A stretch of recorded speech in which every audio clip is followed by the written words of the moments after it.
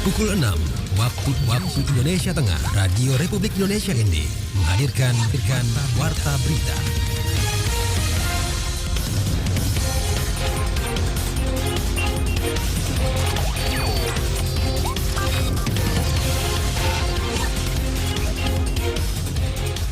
Selamat pagi saudara, Anda mendengarkan Warta Berita pagi hari ini edisi penyiaran Jumat 18 Agustus 2023 dengan Sari Berita.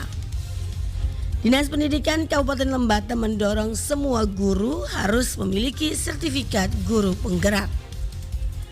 Gelorakan pesan penguatan karakter, Kemendikbudristek luncurkan lagu profil pelajar Pancasila. Bersama saya Femi Sari Ora, inilah berita selengkapnya.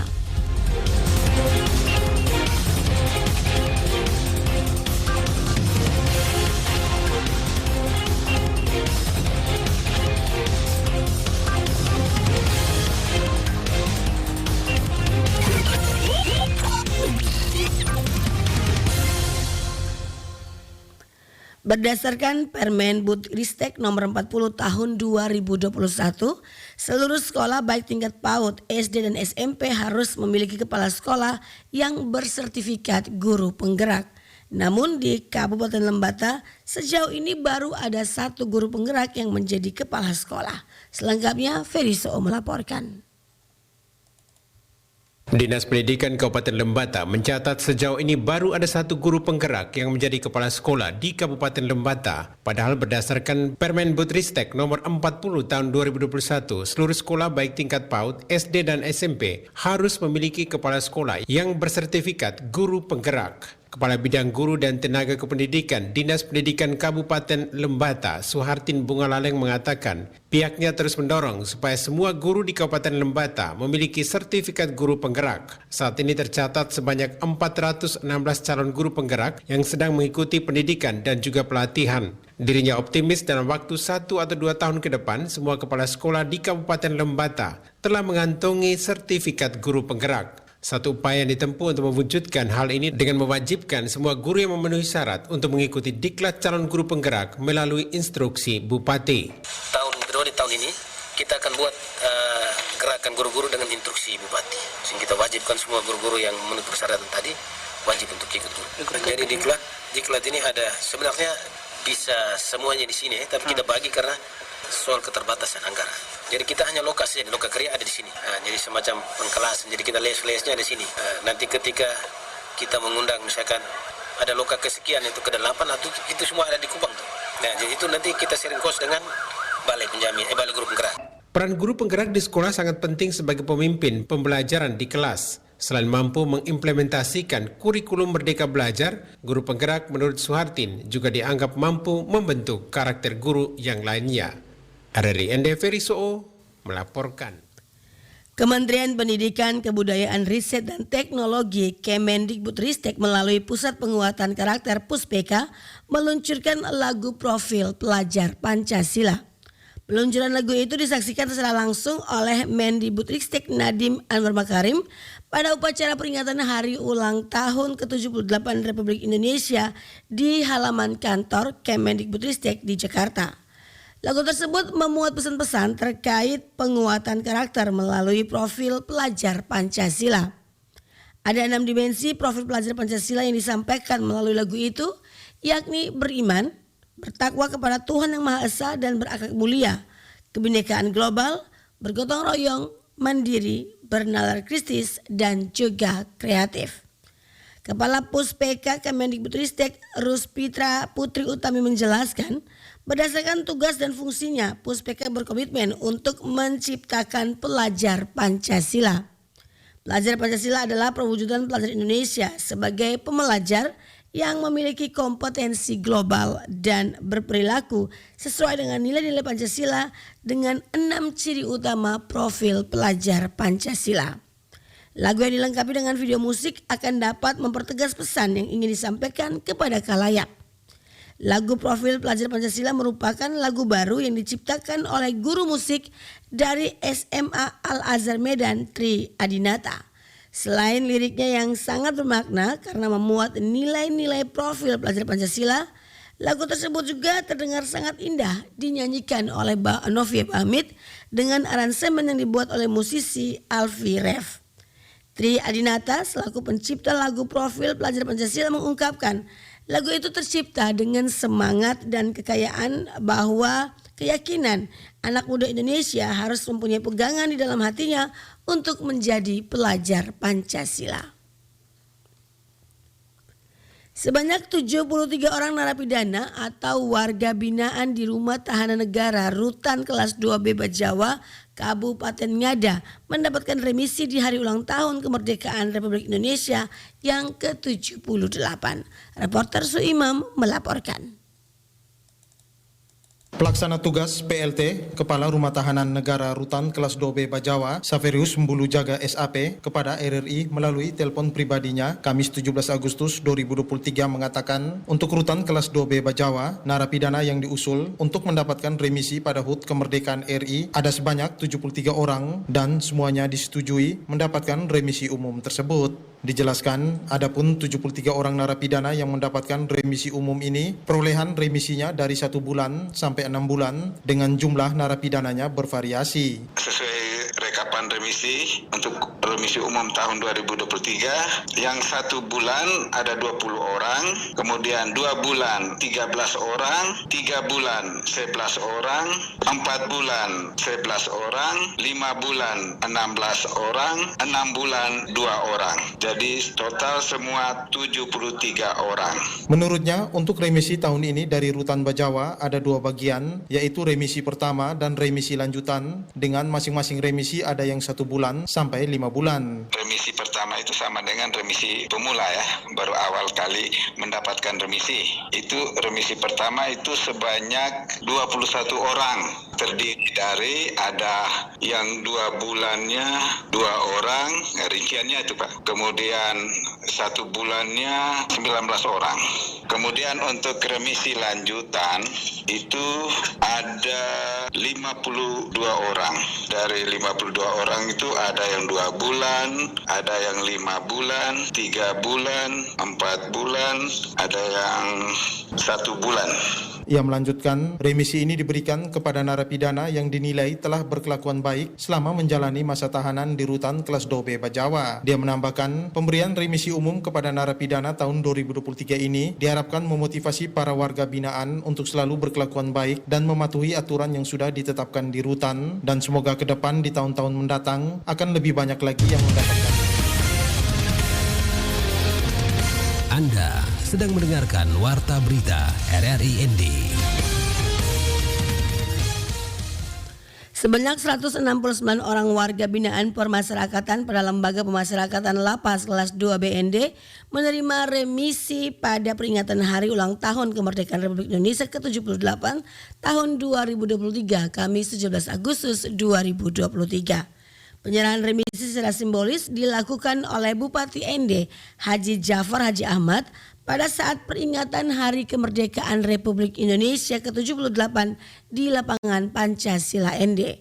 Pemberian remisi tersebut berdasarkan surat keputusan Menteri Hukum dan HAM RI nomor PAS/1390.PK.05.04 tahun 2023 tentang pemberian remisi umum RU tahun 2023.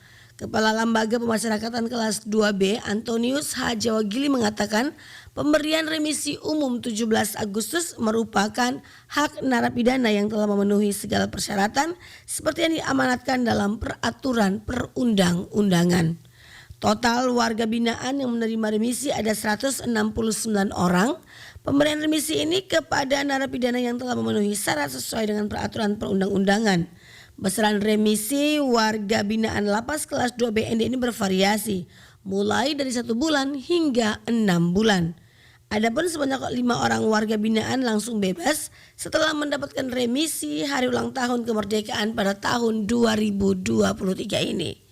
Pemberian remisi umum ini merupakan bentuk apresiasi dan penghargaan negara kepada warga binaan yang telah berkomitmen mengikuti program-program pembinaan yang dilaksanakan oleh lembaga pemasyarakatan dengan baik dan terukur.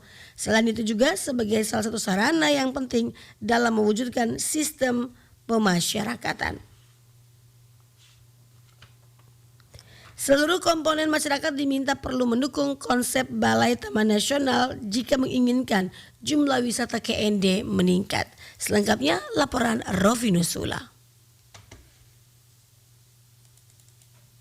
Seluruh komponen masyarakat diminta harus mendukung konsep Balai Taman Nasional jika jumlah wisata meningkat di Kabupaten Ende. Hal itu disampaikan Kepala Balai Taman Nasional Kelimutu Budi Mulyanto dalam sambutan usai melaksanakan ritual Patika Dua Bapu Atau Mata bersama Mosolaki yang tergabung dalam 22 komunitas adat penyangga kawasan Danau Kelimutu pada Senin 14 Agustus 2023. Budi Mulyanto mengatakan kegiatan ritual Patika Dua Bapu Atau Mata selaras dengan visi pengelolaan Taman Nasional Kelimutu, yaitu Taman Nasional Kelimutu sebagai kawasan konservasi berbasis ekosistem atau berbasis ekowisata budaya dan berdaya guna bagi masyarakat. Dijelaskan ritual Patika Dua Bapu Atau Mata di puncak Danau Kelimutu tahun 2023 dapat berjalan baik atas kerjasama dari berbagai pihak yakni pemerintah daerah Kabupaten Ende, Dinas Pariwisata, Dinas Pendidikan dan Kebudayaan, Mosolaki, Forum Komunitas Adat Penyangga Kawasan Kelimutu, para camat dan kepala desa. Budi Mulyanto mengatakan sebagai penyangga kehidupan Taman Nasional Kelimutu telah berkontribusi yang nyata bagi masyarakat Ende yang tak dapat terhitung nilainya seperti penyediaan udara bersih, sumber mata air di sekitar kawasan yang dapat dimanfaatkan langsung oleh masyarakat di sekitar Taman Nasional Kelimutu. Dalam aspek pariwisata, Kepala Balai Taman Nasional mengatakan dukungan para pihak stakeholder perilaku wisata dan masyarakat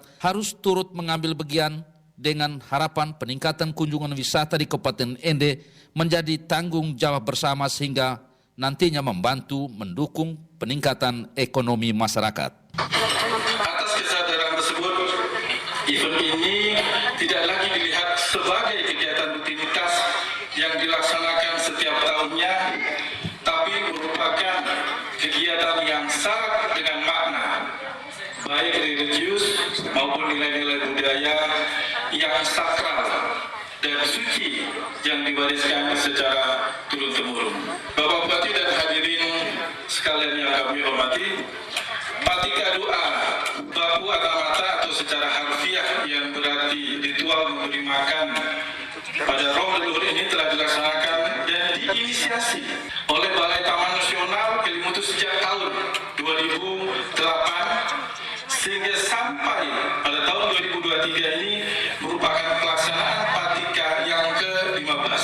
Kepala Balai Taman Nasional Kelimutu mengatakan tahun 2023 jumlah wisata yang berkunjung ke Danau Kelimutu sampai saat ini sebanyak 55.000 terdiri dari kunjungan wisata domestik dan mancanegara. Kedepan sudah dipastikan akan lebih banyak lagi dengan berakhirnya masa pandemi COVID, maka geliat wisata Kelimutu di Kabupaten Ende semakin maju. Sementara Balai Taman Nasional Kelimutu memiliki konsep untuk meningkatkan wisata Kelimutu mulai dari penyangga sampai dengan kawasan, yakni memiliki wisata sejarah yang di dalamnya ada rumah peninggalan Bung Karno, taman permenungan dan peninggalan-peninggalan itu merupakan bagian dari wisata. RRI Ende Rovinus Sula melaporkan. Dalam pelaksanaan kali Pelaksana kedua tugas PLT. Dalam pelaksanaan kali kedua Festival Goloko yang berlangsung sejak 10 sampai dengan 15 Agustus 2023 dengan tema ekonomi sejahtera, adil dan ekologis ini ada 3 perspektif utama yang ingin ditampilkan, yakni rohani, pariwisata dan ekonomi kreatif. Laporan Epi Wahab. Kali kedua Festival Goloko yang berlangsung sejak 10 sampai dengan 15 Agustus 2023 dengan tema ekonomi sejahtera, adil dan ekologis ini ada 3 perspektif utama yang ingin ditampilkan, yakni rohani, pariwisata dan ekonomi kreatif. Hal itulah yang berulang kali disampaikan oleh Bupati Manggarai Barat Edi Stasius Endi dalam setiap kesempatan sambutan dan wawancara bersama media. Terkait dengan penyelenggaraan Festival Goloko ya, ada 3 perspektif ya, yang dilihat. Yang pertama rohani, di mana Bunda Maria sebagai tokoh sentral. Ya. Apa pesannya? Kebetulan penyelenggaraan ini bertepatan dengan penyelenggaraan HUT Kemerdekaan Republik Indonesia yang ke-78. Ya. Mari kita sama-sama merawat persatuan dan kesatuan. Ya. Seorang bunda, ya, dia sebagai pengayom, penyayang. Ya, maka di sana ya dia tidak bisa membeda-bedakan. Ya. Saya kira itu pesan yang paling prinsip ya dalam konteks perspektif rohani. Kedua, pariwisata. Ya. Saya kira baik pemerintah maupun gereja ya, kita mau mewujudkan pariwisata yang inklusif ya. Di sana ya kita mau wujudkan terkait dengan soal ramah lingkungan, berkeadilan sosial. Karena ukuran kesuksesan dunia pariwisata itu bukan terletak pada hingar-bingar ya industrinya, bukan terletak pada seberapa banyak para wisatawan baik Nusantara maupun mancanegara datang ke sini, tapi bagaimana keterlibatan ya masyarakat lokal. Yang ketiga, perspektif ekonomi ya. Semua kita saksikan bersama bahwa penyelenggaraan festival kali ini itu melibatkan 152 UMKM. Untuk pemerintah, saya kira gereja juga, tentu ini adalah kebanggaan yang luar biasa. Edistasius Endi menambahkan pengelolaan pariwisata di Bali dijadikan sebagai potret referensi dalam membangun dan mengembangkan pariwisata yang ada di Labuan Bajo. Pengelolaan industri pariwisata di Labuan Bajo harus diwujudkan, salah satu caranya dengan desain sistem yang mapan agar pariwisata Labuan Bajo benar-benar dirasakan oleh seluruh lapisan masyarakat. Dengan demikian, masyarakat akan sejahtera, berkeadilan, dan berkelanjutan akan terwujud. Dari RRI SV Labuan Bajo, Epi Wahab melaporkan. Sekian warta berita pagi hari ini. Mewakili kerabat kerja yang bertugas, saya Femi Serora. Selamat pagi.